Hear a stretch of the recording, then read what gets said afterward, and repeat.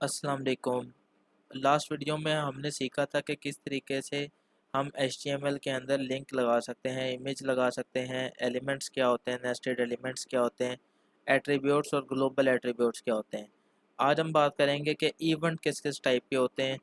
उसमें फिर हम बात करेंगे कलर्स क्या चीज़ होती है, कैनवस क्या होता है, audio video character set, doc type formatting element, और साथ ही लास्ट वीडियो में जो मैंने दो बनाई हैं उनके अंदर मैंने एक के अंदर इंट्रोडक्शन ये वाली लाइन कवर अप की थी और उसके बाद अब मैंने ये वाली की थी।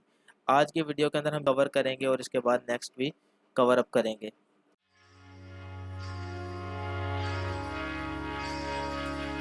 अच्छा, तो इसके अंदर जो आज हम सबसे पहले स्टार्ट करते हैं वो करते हैं हम इवेंट से।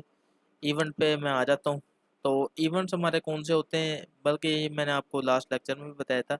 एसएस की क्या होती है। अब एसएस की क्या होती है आज मैं इसको यूज़ करके दिखाऊंगा आपको। सबसे पहले मैं अपने वही उसी फोल्डर के अंदर आ जाता हूँ। मैं इसको बंद कर लेता हूँ, इसको काट देता हूँ। तो ये हमारा HTML कोर्स हमने बनाया था, इसके अंदर हमारी ये फाइल्स थी। तो हमने काम हम कर रहे थे वेलकम के ऊपर, तो हम वेलकम के ऊपर ही काम करते हैं। अच्छा, अब ये देखें हमने ये एक चीज़ बनाई थी गो पेज। जब हम गो पेज पे जाते थे तो किस तरीके से हमें एक तस्वीर नज़र आती थी और ये हमारा लिंक बैक पे जाने के लिए। अब एसएस की क्या होती है। अब एसएस की जो होती है ना, उसका काम ये होता है कि जब हम उस बटन को डिज़ायर बटन को प्रेस करते हैं तो वो जो चीज़ होती है वो पॉइंट आउट हो जाती है। ये हम यूज़ करते हैं इनपुट के अंदर। अब इनपुट मैं जस्ट एक आपको बना के दिखाऊंगा, बाकी नेक्स्ट आने वाली वीडियोस के अंदर हमारे पास इनपुट भी आएगी नेक्स्ट। तो हम इनपुट उधर पे भी डिस्कस करेंगे। तो अभी मैं अपना विजुअल कोड जो है इसको ओपन कर लेता हूँ। ठीक हो गया। अच्छा, हमारा ये आ चुका है विजुअल कोड। ठीक है। तो सबसे पहले तो हमारा ये गो पेज है, गो पेज के ऊपर ही मैं लगा लेता हूँ एक इनपुट। अच्छा, इनपुट हमारी वो होती है जिसके अंदर हम यूज़र से कोई डाटा इनपुट करवाते हैं। ठीक है। इनपुट आ गया हमारा। ठीक है, इनपुट भी हमारा सेल्फ क्लोजिंग टैग होता है, इसको भी क्लोज करने की नीड नहीं होती। इसके बाद हमारे पास इसके अंदर जिस तरह हमारे पास एंकर टैग के अंदर href था, इसी तरह हमारे पास इमेज में सोर्स था। इसके अंदर हमारे पास होती है इसकी एक वैल्यू। वैल्यू क्या चीज़ होती है, वैल्यू बाय डिफ़ॉल्ट अगर आपको जिसमें लिखना चाहते हैं, यानी कि जो बाय डिफ़ॉल्ट लिखा हुआ नज़र आए, ये वो होता है। अच्छा चलिए, मैं इसको पहले लिख के अंदर लिख देता हूँ, दिस इज़ माय वैल्यू। ठीक है। अच्छा, मैं इसको सेव करके तो आपको दिखा देता हूँ। हम इस फाइल को हम ओपन कर लेते हैं। अच्छा, ये आ गई हमारी, ये देखें, ये हमारी एक इनपुट वैल्यू थी, उसके अंदर हम एडिट कर सकते हैं। ये होता है यूज़र से हम इनपुट लेना चाहते हो तो। देखें, अब ये नोट करें कि आप जो वैल्यू हमने लिखी थी वो हम इरेज कर सकते हैं।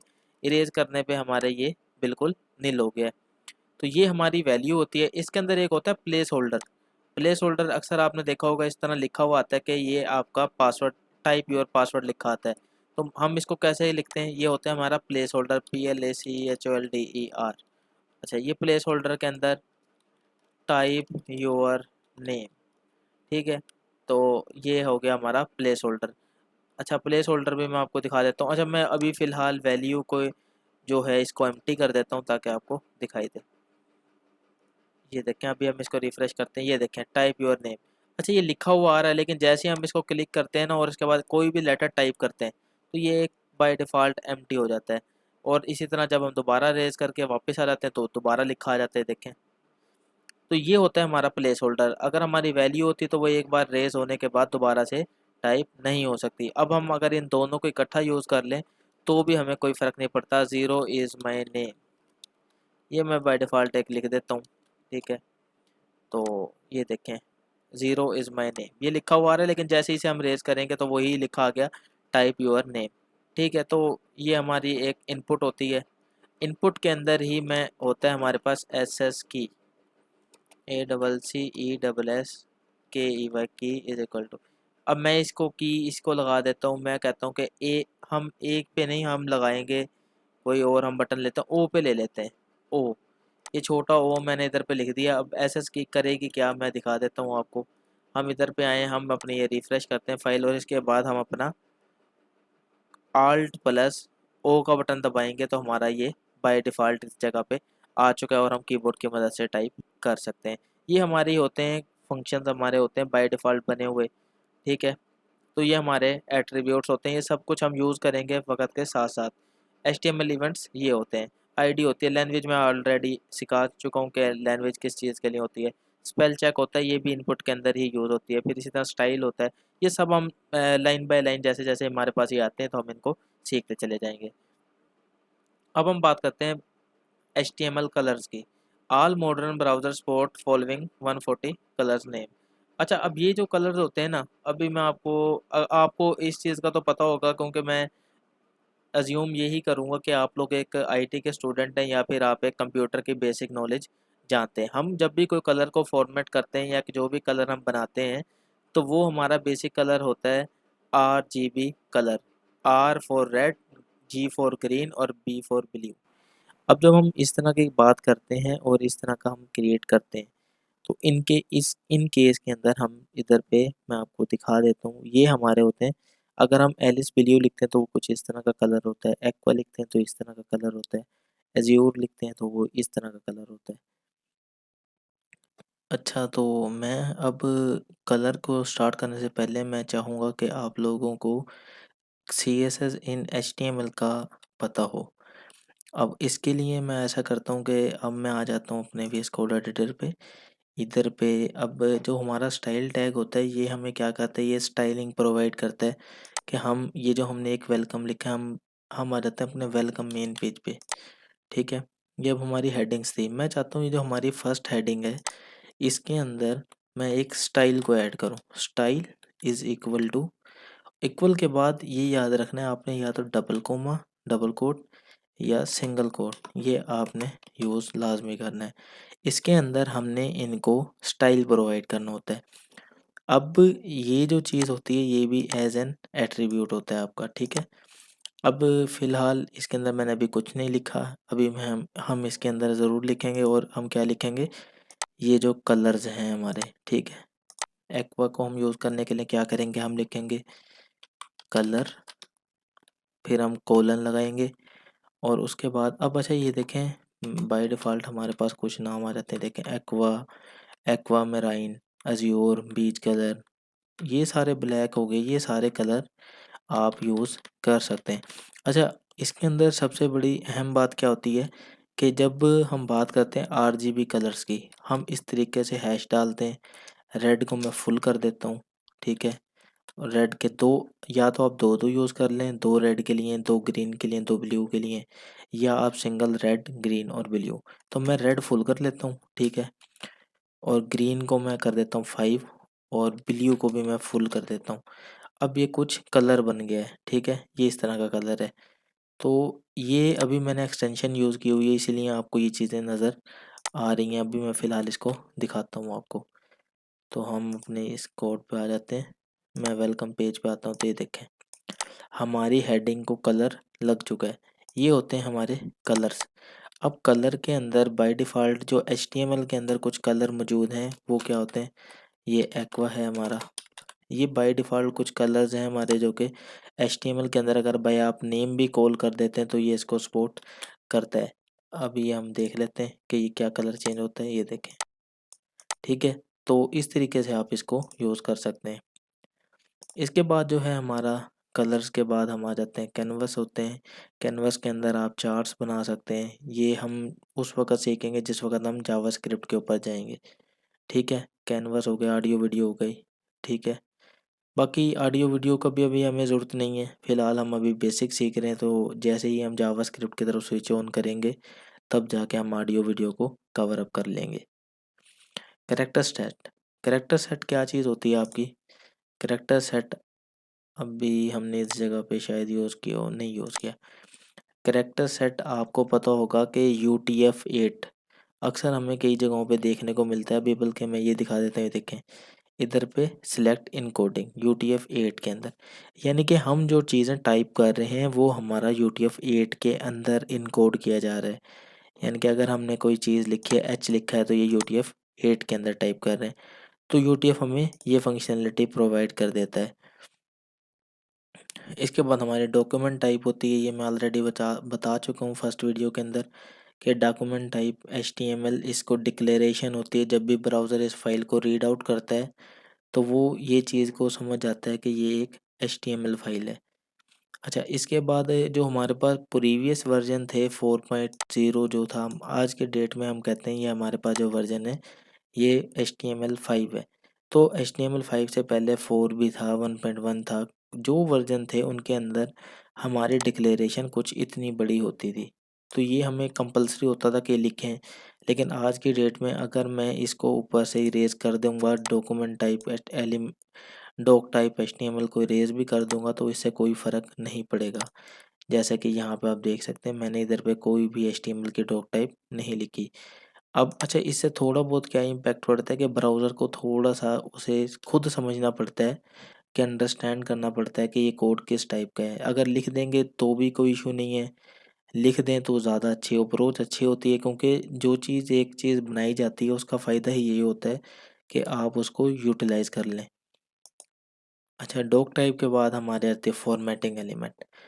फॉर्मेटिंग एलिमेंट के अंदर आपके पास ये सारे होंगे, मैं ये फाइल भी प्रोवाइड कर दूंगा। ठीक है, मैं कुछ चला लेता हूँ, बोल्ड टैलिक ईएम वगैरह मैं चला के आपको दिखा देता हूँ। अब ये हमारा जो पहला हेडिंग लगी है, हेडिंग के हम आ जाते हैं पैराग्राफ में। ये हमारा यहाँ पे पैराग्राफ है, पैराग्राफ को मैं पहले सेपरेट आउट कर लेता हूँ। ठीक है, ये हमारा पैराग्राफ है। मैं चाहता हूँ कि मैं ये जो फर्स्ट लिखा हुआ है इसको बोल्ड दिखाऊं।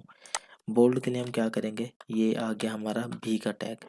इस बी के टैग के अंदर स्टार्टिंग और क्लोजिंग के जो सेंटर वाला पोर्शन होता है, इसके अंदर आपको लिखना होता है जो भी आप चीज़ बोल्ड करना चाहते हैं। ये हमने फर्स्ट को बोल्ड कर लिया है, मैं यहाँ से इरेज कर देता हूँ। अब मैं चाहता हूँ पैराग्राफ को मैं इटैलिक कर दूँ, तो इसके लिए आई का टैग होता है इटैलिक के लिए, तो मैं इसको एज इट इज़ कॉपी करके के सेंटर में कर देता हूँ। ठीक है, इसी तरह EM होता है हमारे पास, और बहुत सारे हैं, ये भी डेल होता है, स्मॉल है, स्मॉल भी मैं आपको यूज़ करके दिखा देता हूँ। मैं इसको, हम इस माई को जो है ना स्मॉल कर लेते हैं। ये हो गया हमारा स्मॉल का टैग, और ये हमने इसके अंदर माई लिख दिया।